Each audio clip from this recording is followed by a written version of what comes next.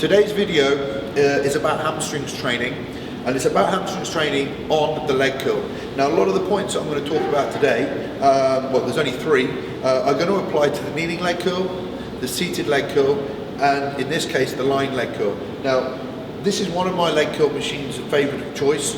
I'm a huge fan of the kneeling leg curl, which is behind me, and not such a big fan of the seated leg curl, but for the sake of the video that we're going to talk about today, this is the lying leg curl, and there's three things I want to talk about today that people commonly do wrong. Now, hamstrings are a very underdeveloped muscle group, all right? If you want to, not just from an aesthetical and bodybuilding perspective, but from a structural perspective, many people are very dominant through the quads and very, very, very underdeveloped through the hamstrings. Now, if you want to develop your squat, you want to develop your glutes as well, you need to be strong through the posterior chain, which is the hamstring, glutes, and up into the spine. And if you don't start to focus on developing the hamstrings, you're not going to be able to have that as a carryover to things like the squat, and those exercises aren't going to improve. So to make the hamstrings exercises more beneficial to you, I want you to think about three things. The first thing I commonly see done wrong is that the hips lift up as soon as the hamstring exercise goes. So Daniel's going to show you now what most people do, and I can actually almost put a foam roller straight through the middle here, and then down, and he's going to do that again, and he lifts straight up. Now, if I was to put my hands through, I'll feel his hip flexors really, really tense, right up into the top here, and very little contraction through his hamstrings. Relax. Now, what this tells me is that his quads and his hip flexors are very, very active, very, very tight. So what I would do with him would take him out from the exercise and focus a lot more on hip stretching, hip flexor stretching, quad stretching and foam rolling, and then bring him back down. And what the cue I'd give him would be to really drive his pelvis as hard as he can right into the pad as he contracts. And what we'll find as he comes back up here is, in many cases, they'll probably get to about here and won't be able to do much more, because for so long they've been lifting the pelvis up, and the lower portion of the hamstrings are more developed than the upper portion of the hamstrings. So that's the first thing you want to look at. Lifting the pelvis off is not going to train your hamstrings optimally, especially through the full range.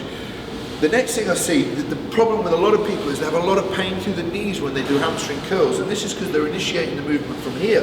But we've got to remember that the hamstrings come right up here. So we've got to initiate the hamstrings curl from here.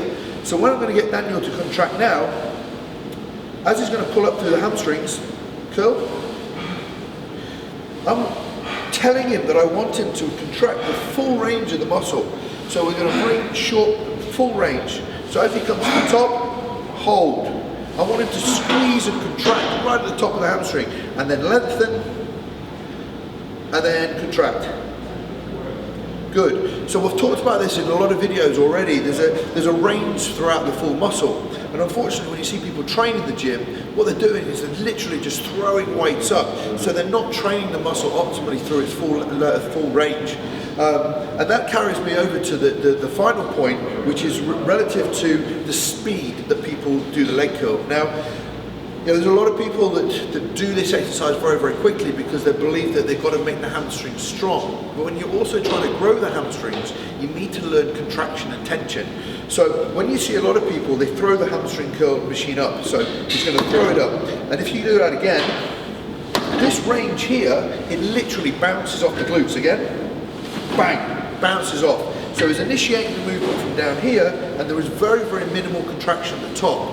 So as he comes up now, what I'm going to do is start to teach him a lot more about tempo, contraction,